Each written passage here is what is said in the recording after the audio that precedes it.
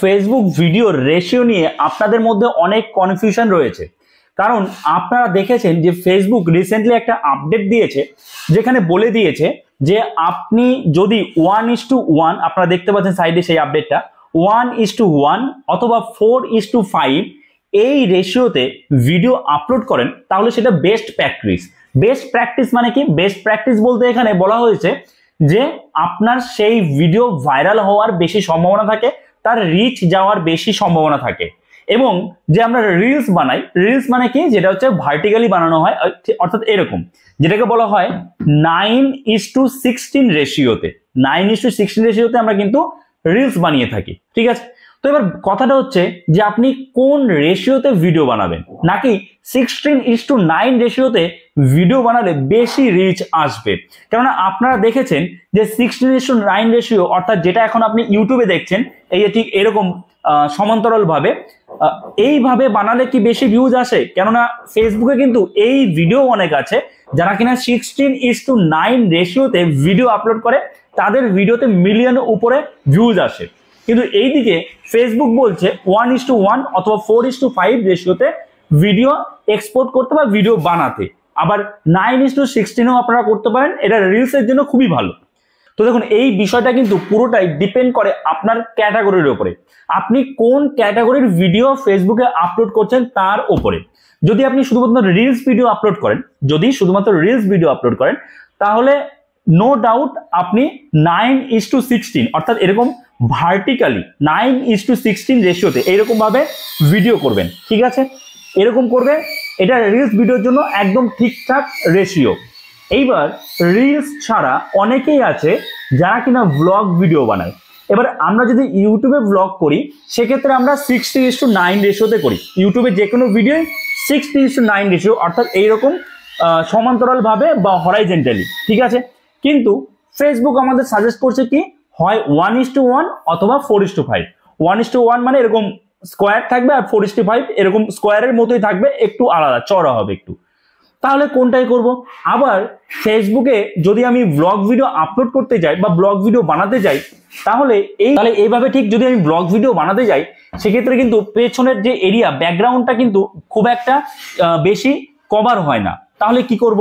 দেখুন, এক্ষেত্রে আমি আপনাদের বলবো, আপনি যদি শর্ট ফিল্মের মতো কিছু বানান, যদি আপনি কমেডি টাইপ কিছু বানান, সেক্ষেত্রে আপনি অবশ্যই 1:1 অথবা 4:5 করুন।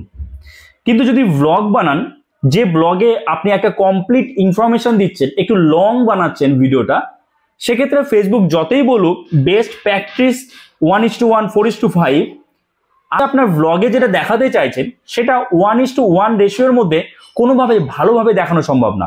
যদি আপনি ট্রাভেল ব্লগ করেন বা আপনি ডেলি ব্লগ করেন, তো সেক্ষেত্রে কিন্তু এইভাবে আমরা ঠিক এইভাবে ফোনটা ধরি, তাই তো?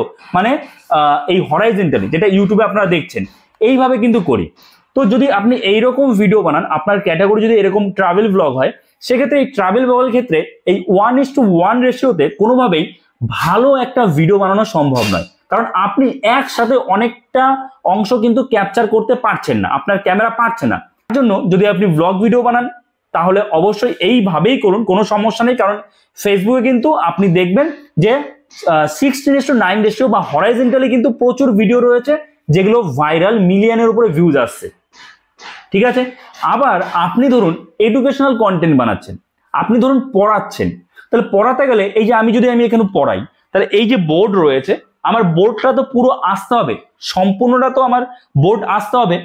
এইবার আমি যদি এই 1:1 রেশিওতে করি, তাহলে কিন্তু সব বোর্ড কিন্তু ভিডিওতে আসবে না, হয় বোর্ড আসবে না, কিংবা আমাকে সরে যেতে হবে, অথবা দূরে থেকে, মানে অনেকটা দূর থেকে ভিডিওটা করতে হবে, তাহলে সম্পূর্ণ বোর্ড আসবে।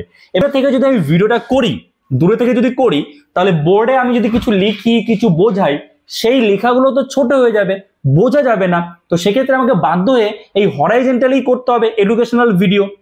তো এইবার এর জন্যই বললাম পুরোটাই ডিপেন্ড করে ক্যাটাগরির উপরে। এইবার আপনার ক্যাটাগরি কি সেটা বুঝে আপনাকে করতে হবে। আমি যেটা বললাম যে আপনি আপনার ভিডিওতে কি দেখাতে চাইছেন দর্শকদের, সেটা যদি আপনার 1:1 রেশিওর মধ্যে কভার হয়ে যায়, তাহলে 1:1 অথবা 4:5 এর মধ্যে করুন। যদি আপনি রিলস ভিডিও বানান তাহলে অবশ্যই 9:16 করুন, এর বিকল্প নেই রিলস ভিডিওর জন্য। আর এমন কোনো ক্যাটাগরি আপনার যেমন এডুকেশনাল ক্যাটাগরি বললাম বা ট্রাভেল ব্লগের কথা বললাম, সেক্ষেত্রে কিন্তু 1:1 বা 4:5 রেশিওতে আপনি যেটা ভিডিওতে দেখাতে চাইছেন ট্রাভেল ব্লগের ক্ষেত্রে সেটা কভার করা সম্ভব নয়। সেক্ষেত্রে কিন্তু আপনাকে এইভাবেই করতে হবে। এবার আপনি বলবেন তাহলে তো রিচ কমে যাবে, কারণ ফেসবুক নিজে বলেছে 1:1 বা 4:5 করতে। আমি যদি এরকম 16:9 করি তাহলে রিচ কমে যাবে। এবার একটা কথা বলুন, আপনি 1:1 রেশিওতে বা 4:5 রেশিওতে ঠিক এইভাবে ব্লগ করছেন এবং আপনার ব্লগের যে বিষয়বস্তু বা ব্লগ করতে গিয়ে যে ব্যাকগ্রাউন্ড বা যে দৃশ্যগুলো আপনি দেখাতে চাইছেন সেটা তো আপনার ওই ছোট্ট স্ক্রিনের মধ্যে আসছে না, 1:1 রেশিওর মধ্যে আসছে না বা 4:5 মধ্যে আসছে না। তাহলে মানুষ কি দেখবে? কোনো অডিয়েন্স কি দেখবে আপনার ভিডিও? সেই ভিডিওটার কোয়ালিটি খারাপ হয়ে যাচ্ছে। তাহলে যখন না দেখবে তখন তো রিচ এমনিতেই কমে যাবে। আর যদি আপনার কন্টেন্ট ঠিকঠাক থাকে, কন্টেন্টের কোয়ালিটি ভালো থাকে, তাহলে 16:9 রেশিওতে মানুষ যখন ভিডিও দেখবে তখন বাধ্য হবে ফেসবুক আপনার সেই ভিডিওর রিচ পাঠাতে। ঠিক আছে, ফেসবুক রিচ কখন পাঠাবে? ফেসবুক বলুন, ইউটিউব বলুন, যখন আপনার ভিডিওটা মানুষ বেশি সময় ধরে দেখবে। তাহলে আপনার মেন উদ্দেশ্য কি থাকবে? মেন উদ্দেশ্য হচ্ছে আপনার ভিডিওটা ভালো করা। আপনার যে ক্যাটাগরির ভিডিও সেই ক্যাটাগরিতে যদি 1:1 রেশিওতে চলে তাহলে করবেন, 4:5 রেশিওতে যদি চলে করবেন।